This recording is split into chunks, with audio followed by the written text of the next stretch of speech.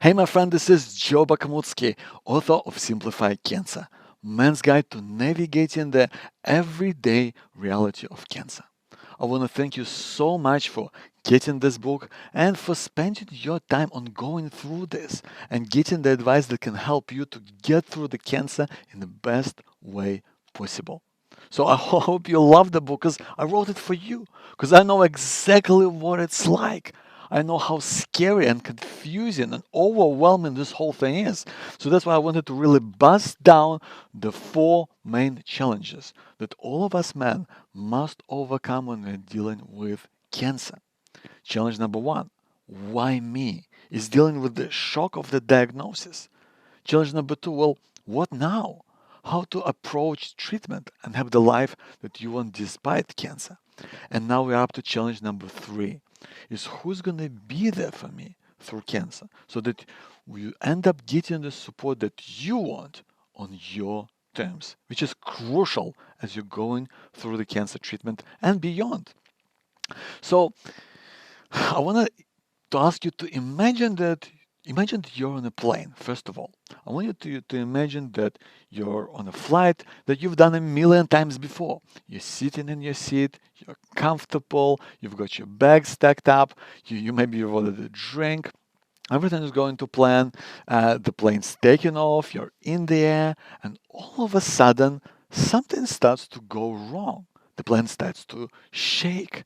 There's an announcement asking everyone to calm down. Maybe there's the sign for life jacket goes on, and the plane starts to really shake, and people start to get scared. People start to panic, right? Things are falling down. All of a sudden, the plane starts to really go down, and really everyone's freaking out. No one remembers how to put on the life vest. Somehow you scramble to put the thing on yourself, and then bam, you smack right in the middle of somewhere, and the plane's just going to bits, right? Somehow you make your way out, you fall down into the water, and you're drifting there, and you're looking around, and the plane is just sinking in the ocean, right? And you're in the middle of nowhere, and you have no idea what to do now or how to get back. So, at this point in time, do you think would it be okay in this moment to get help? Would it be okay at this point in time to actually ask for help? I know what you're thinking. You're thinking, Joe, are you serious? I mean, this is ridiculous. Like, of course, you would be normal to ask for help because your life is at risk. Yet this is often not what we do when it comes to cancer, right? Because cancer, while it doesn't have the immediacy of a plane crash, yet your life is under threat. You're dealing with some really heavy things right now. It's an extreme situation. And this is the time when you really want to be getting help from people in your life, making them be a part of this story and help you out, and having your medical team who are also going to support you through this. And that's why I think it's so critical to when we apply our aim framework here that we accept. We accept that you can't and should not deal with this on your own. Yes, maybe you can handle it because you've handled a lot of challenges in your life, but this is an extreme situation, an extreme life threatening moment when you really want to be able to have the support from people in your life. But the first thing to do is to accept that you should not have it on your own. That is really the first step toward getting your supporters to be there for you in a real, meaningful way. And we're going to talk about how we're going to get them to be there for you on your terms. So, first of all, I want to talk about removing the three obstacles that we have to get into support in your life on your terms. These are the things that really get in our way. These are the things that kind of obstruct our way forward to getting the support that you really need at this point in time. Well, the first thing is right? And this is sometimes where all of us guys are especially prone to this, where we become our own worst enemy. Is that really the critical thing is you don't want people to feel sorry for you. And look, to be honest, I get it. I hate it when people feel sorry for me because nobody wants pity. Nobody wants people to go, oh, you poor thing. We don't want that. I think as a man, you want to be able to feel in control. You want to feel like you can handle it. And I think it's completely normal for not wanting to have people feel sorry for you. And that is something that we're going to completely erase. No one is going to feel sorry because you're going to carry yourself in such a way that no one will even contemplate this. We'll talk about how we can achieve that in just 1 second. Because you're not going to play the victim. I think people are so used to feeling going, oh my goodness, how are you coping with this? But we're not going to play along with this. And I'll tell you an example from my life, right? We have a neighbor they live next to our house, and when he found out that I have cancer, he started to really talk to me in this really weird way. He would say like, "Oh my goodness, I can't imagine what it's like to be going through cancer when your life is on the line and when you probably know that you're going to die, and you must feel so terrible." And and for a while I was kind of just having a conversation with him and just listening to all of that stuff. And then you know what? I thought I had enough. I don't want. I'm not gonna play the victim. I'm not gonna play along with this thing. So when he went on another, tirade about how terrible he feels for me and how sorry he feels for my family and how it must be devastating. That's when I said, you know what? It's fine. I'm handling it in my own way. I've got people that are supporting me, so we'll hopefully get through this. And that completely shut him down. That is what happens when you don't play the victim, when you don't allow people to get on that soapbox, they're not going to feel sorry for you. You completely shut it down. It's going to make a huge difference when you can say, no, I'm actually dealing with this. I've got it under control. Obstacle number 2 is you don't want to be a burden, right? We've got family, we've got friends, people you work with, and you don't want to make their life more difficult. You don't want to make it more challenging. And it's completely normal, right? That's exactly how we want to be, especially as a man, you're quite often used to helping people out. You're used to being there for your family, for your partner, maybe for your kids, maybe for your parents, maybe for your siblings, for your close friends, for your not so close friends. You used to be in there, and all of a sudden now the tables have turned, and you're in a situation where you're going through some really rough time. But the thing is, you're not going to be a burden, and people really feel that they want to be there for you and they want to support you, but they don't really know how. So guiding them is actually going to make it the opposite of being a burden. It's going to make them feel like they're participating and they've been there for you in a way that is really meaningful for you. Because the other reality is that your people can take it, right? It's not some sort of a situation where people are going to be so devastated that lives are going to stop.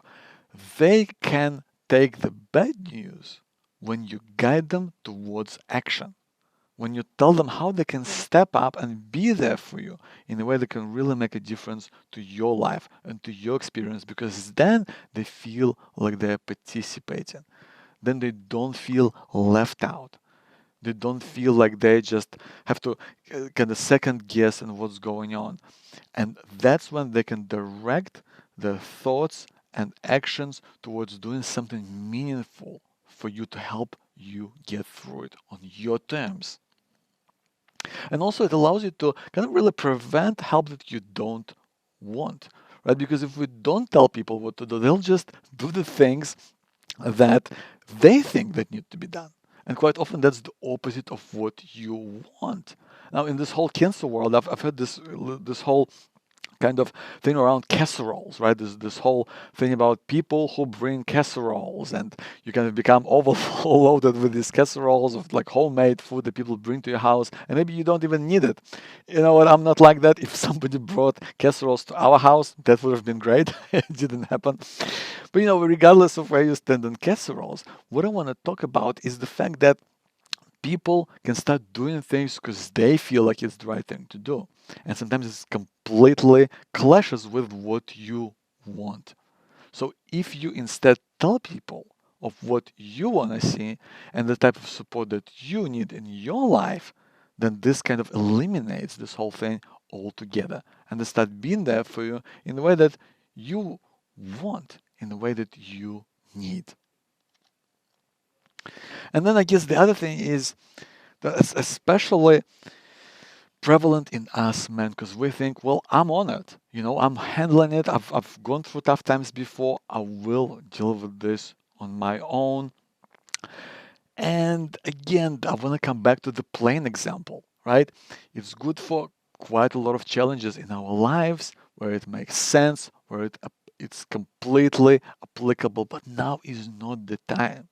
You are really in an extreme point of your life. This is a life-threatening situation. And some of these rules, they just go out the window. You are handling it by making your people a part of it. By making them being around you, you're actually caring for them. That is the most unselfish thing that you can do is to include them in. That is how we handle things now. Handling crisis by making your people feel like they are part of what's happening. They are part of the conversation, they can help you, and they can be there for you in whatever way there is for you, right? Even if it's just staying out of your way, because that's important too. And that's how it is, man. It's not about you or me, it's about them, it's about people in your life. I strongly believe that this is going to come off pretty strong, but I believe that it's selfish not to include people in your life.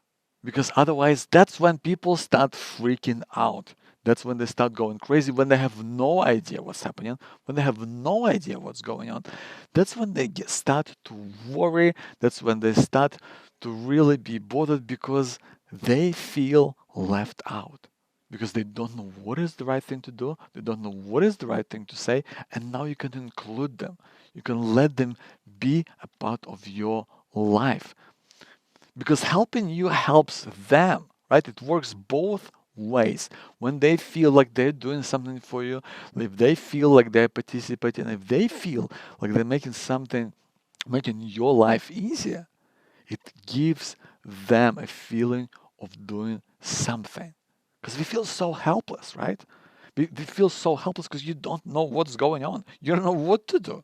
And being a part of something, helping someone you care about, makes you feel like you're doing something meaningful, like you're creating a tangible difference in your life and in theirs.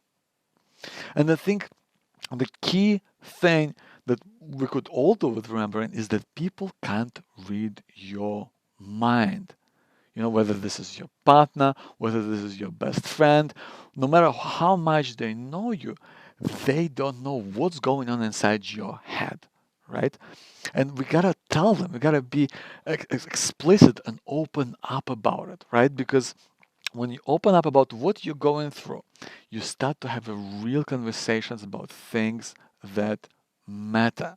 When they understand what's going on, they are no longer second guessing someone that they love, second guessing you. They no longer have to go, well, what is he thinking about? What's bothering him right now? Will if I say this, will it offend him? Will it make things worse? We want to completely eradicate all the guesswork. We want to make it as easy and as straightforward to understand what's happening. And the way that we can do that is just by being direct about what's going on. Because you don't have to find the right thing to say. You don't have to be the hero. You can just be transparent, right? And even superheroes need a great team. Even Superman, he's got his Justice League there to be there because he can't handle it on his own. And we can all do with having people around us to be there for us in a meaningful way. So that's why the second step of our AIM framework is to integrate. And in this context, it means that we make it a part of our life in a way that eliminates guesswork, eliminates misunderstanding, and eliminates excuses because people can no longer say, well, I didn't know what you wanted. I had no idea that you actually wanted me to do this or to do that. It makes it a part of your experience. Your support system becomes a part of your life where your worries are just a normal part of conversation without drama, without anything over the top. And this allows you to take charge of the situation that gives you strength that you need in order to deal with cancer. Because that's the truth, my friend. The reality is that most people in your life, they want to help. They want to be there for you. They want to be there for you in a real, tangible way, but they don't know how. Because no one gives you, the guidebook on cancer. No one gives you a guidebook on what to say or do to support your friend or partner or husband or wife or whatever, how to get through cancer, right? They don't know what to do. They haven't experienced it. They feel lost. So we gotta guide them. We gotta be explicit and let them people in on how you're doing and tell them what's on your mind. Tell them about what's bothering you right now. What's keeping you up at night? What scared you the most and why? You know, what do you need? How can they help you? How can they help you right now? What would make your life easier? Those are the sorts of things that we want to be talking to them about because it will make your life easier, but it will also make this experience so much easier for them. It will make it less scary, it will make it less daunting, it will make them feel like they're part of it, like they're actually helping you. And the critical thing, and I only realized this, as I was going through cancer, I thought that the more you talk about your worries, the more they kind of get to you. But it's actually has the completely opposite effect. When you are open about your worries, they actually lose their grip on you. Because you, all of a sudden, they lose their sort of mythical nature. All of a sudden, when it's out in the open, you can see those things for what they are. You're explicit, you're talking about it, you're trying to find ways around it, you're trying to deal with it in your own way. And that's when those things lose their grip on you. I gotta tell you, it's completely changed my life because all of a sudden, talking about these things and sharing those things with the medical team, with my wife, with my mom, with my friends, with my son, it allowed me to actually take some of that burden off my shoulders and feel like I'm actually in control of this thing. And when you're explicit and direct about what you want, then that's exactly what you're going to get. And it doesn't have to be, you know, anything huge, it doesn't have to be any drama, but it just has to be direct. And it's gonna, it's all about giving your people a chance to kind of step up and prove themselves. Because for most of our lives, we really want to step up and be there for people that we care about. But it's hard to find an opportunity to do that. And now you're in this tough space in your life, and this is the perfect opportunity for someone to step in and be there for you, and be there for you in a real, tangible way. So give your people a chance to prove themselves beyond any reasonable doubt. And again, we touched on this before, but I'm going to say this again. You're going to eliminate guesswork. You're going to eliminate misunderstanding. And you're going to eliminate excuses, right? Because these people will become your true supporters. Give them a chance to show their true colors. And the best way to do that, explicitly tell them about the help that you are looking for. And you don't even need to do it face to face. Make a list of things that you want help with and email it to your people. So here is why it's important to send an email. I'm going to give you all the reasons why I believe it's important. Well, first of all, because it's easy for you, right? Anyone can do that. It just can take 2 minutes to send an email, and convenient. You can do it from your phone, you can do it from your computer, you can do it from your tablet. There's no pressure of having to explain something face to face and thinking about how they're gonna take it. Right? It's just so easy because you type it out. You can spend, 2 minutes writing. You can spend 2 hours writing. It's completely up to you. You don't need to repeat yourself. It's just something that you'd have to do if you're talking to someone face to face. You can just do it once and everyone gets the same message. There's no awkward moments, right? You don't have to wait for someone to try and react or try to collect their thoughts and find the right thing to say. They can just do that in their own time. Whenever they read this email, they can just do what they need to do. And they can pick and choose. This is another crucial thing that I'm going to walk you through in the specific example of an email. But the critical thing is when you give people a list of things that you want help with, they can pick and choose. So it feels like they can pick and choose the things that they want to do, not the things that kind of been forced on them. So that's another really cool thing. And I'll show you how to do that in 1 minute. So here's the example email. So this is what I would have sent given what I know now. So this is this template of the email. You can copy and paste it. It's online in our special book bundle website, so you can get it from there. But I'll just gonna walk you through it, right? So hi all, as you may or may not know, I was recently diagnosed with whatever is your type of cancer. If you want to know how the treatment works, here is a quick overview. I think it's important to give them a link so that they can read up about it. Just a very high level overview of what's going on. Here is what's going to happen. And if you're starting chemo or radiation or you're having a procedure or some other type of treatment, you can tell them what's going on.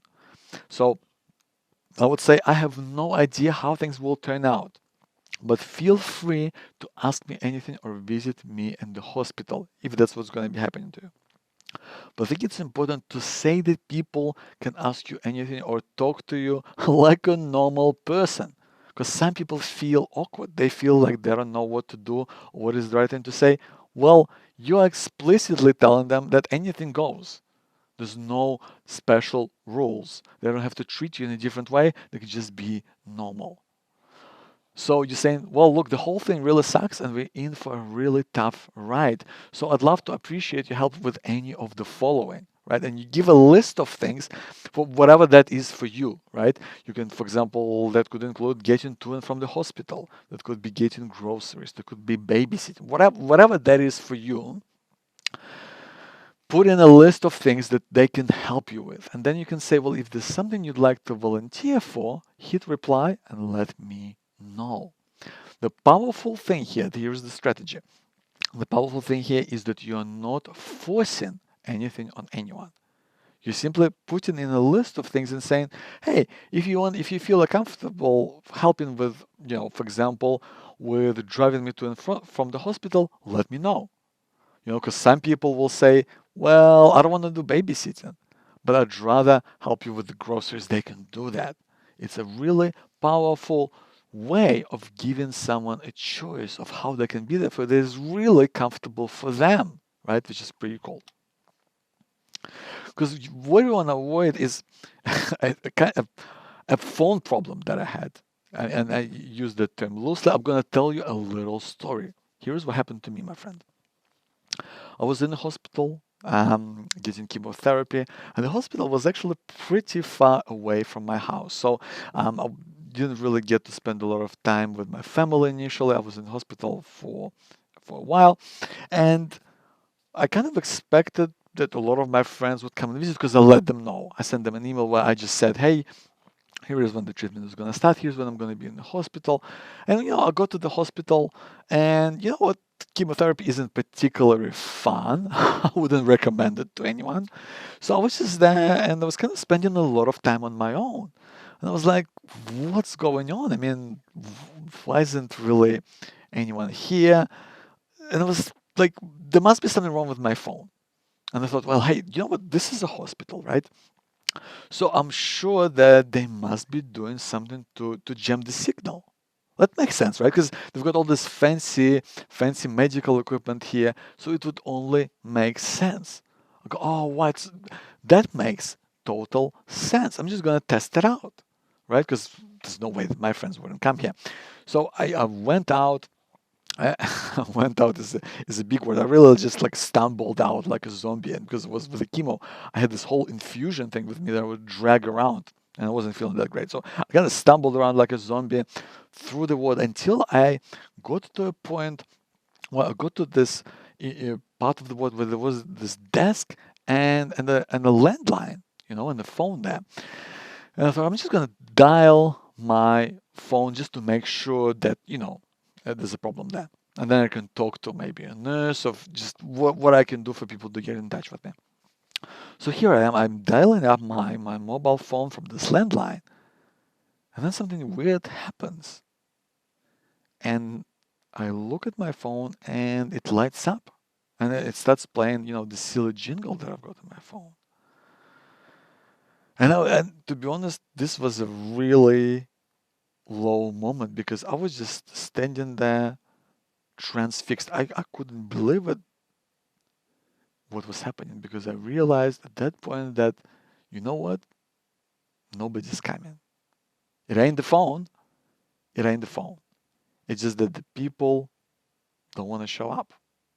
And that was really tough for me to come to terms with because these were some of the people who were really close to me, or so I thought. And I had a real trouble dealing with that. It took me a long time to kind of work through it. And and while I'm sure that it's not as dramatic in most situations, and I really hope that most people are going to be there for you on your terms.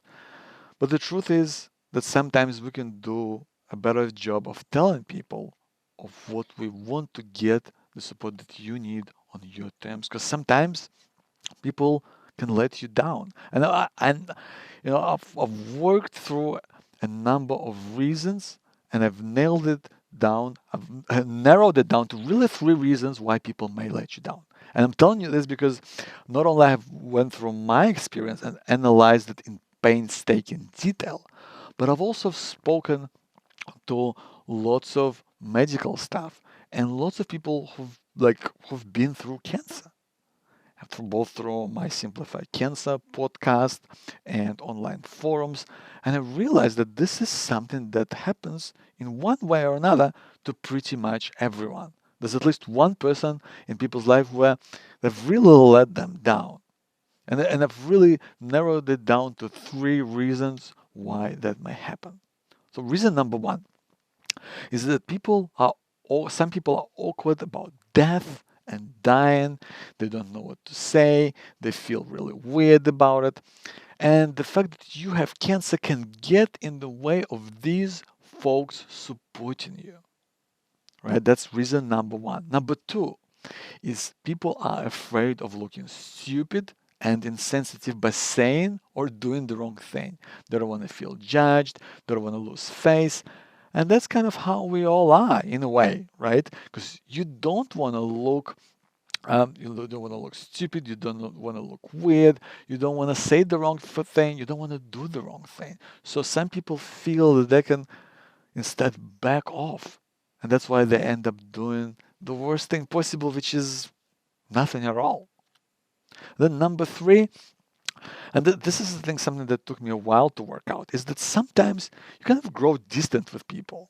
But because it happens over a long period of time, you don't notice it, right? You don't see it.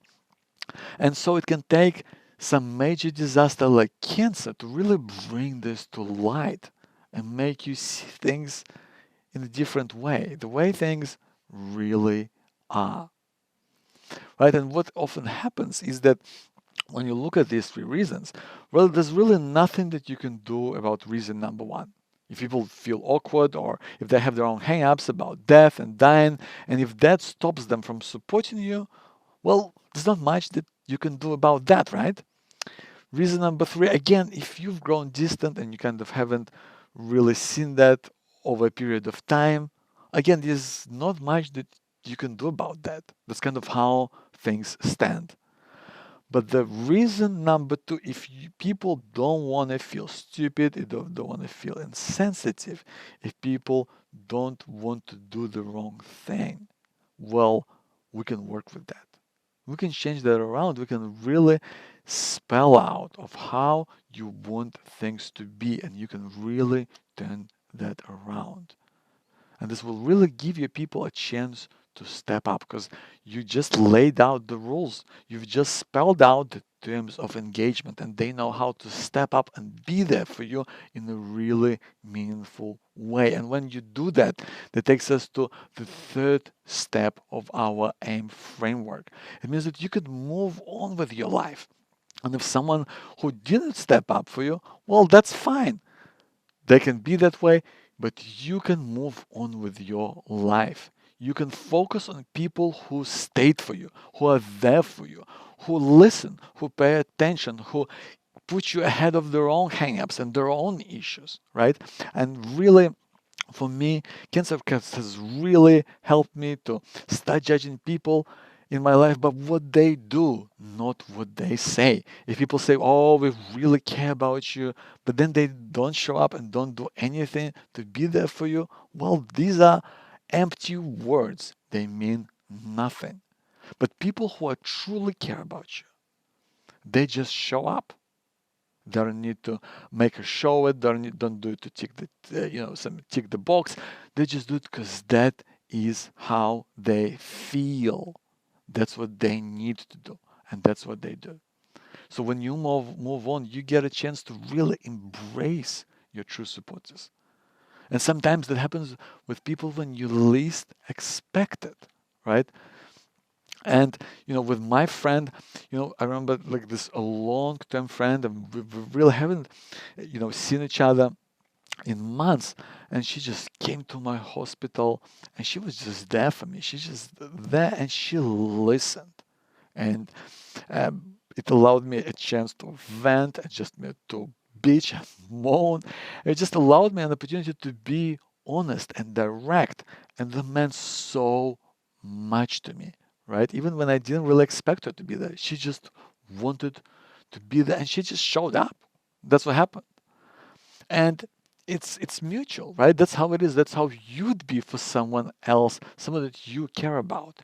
You just show up when the times get tough. It's what we do, right? So don't turn your people away. Let them know how they can be there for you. Just let them know, because people who love you the most, they are the ones who are hit the hardest, right? Their world turns upside down. That like they are forced to watch you suffer. And they still have to go on with their everyday life because that doesn't stop, right? They still have to go to work or to school or do the things that they need to do. But now their thoughts, now their everyday existence is occupied by fear for your life, for what you have together, right? If it's your partner, especially anyone who really cares about you, their whole future is now obscured, is taken over by the unknown. And they feel so, just like you, they feel powerless because they feel they're not in control of the situation. They feel they can't change things. They don't know how to make you feel better. But at the same time, you can influence that. You can change that by being honest, by being direct, by being transparent about where you're at and what things are bothering you. Because nothing is worse than silence. It really has the power of breaking the strongest bonds, right? So the, the worries, they just build up. So when you talk about them, it gives you another way to release those things, right? And if you look at the situation through the eyes of someone who truly loves you, just imagine what's it like for them. If they have to try and understand where you're at, they have to try and think about how they can help you. What is the right thing to do? What is the right thing to say? That is not a great place to be, and we can make it easier for them. For me personally, this is a photo of my son at the time from a really, really special moment in our lives, right? This was about 3 days before I started my chemotherapy, and I was at home, and he was nearly 3 years old. Um, and we went on this picnic, just me and him. We went to our favorite park, and we did all this really cool stuff in there. We had this great picnic where we had cheese and bread, and we were chasing around seagulls and feeding the ducks. I know you're not supposed to do that these days.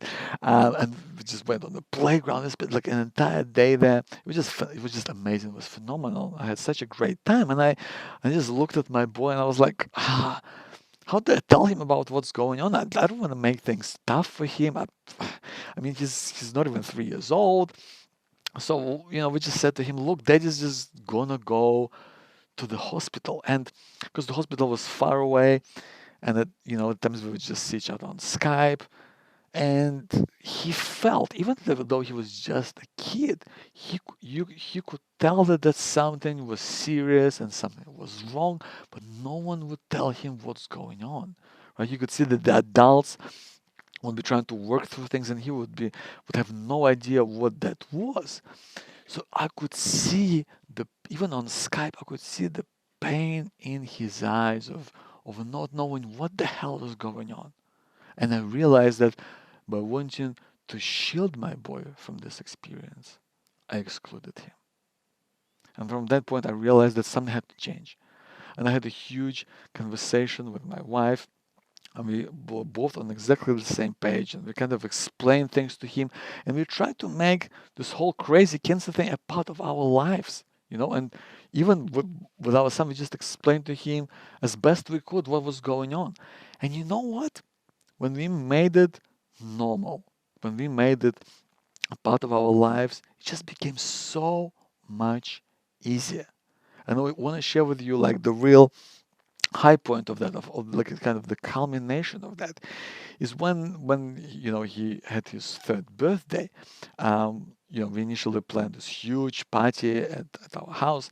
Of course, we had to cancel that, but we instead organized a party in my hospital. You can see there's me. I'm plugged into my drip, and there's my son. And we just planned it all out.